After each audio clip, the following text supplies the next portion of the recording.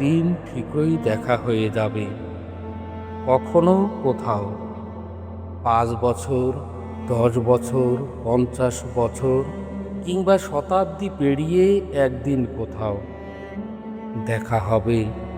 একদিন আবার ঠিকই দেখা হয়ে যাবে। না জানুক অন্যেরা সে কথা, আমি জানি, তোমাকেও জানিয়ে রাখ।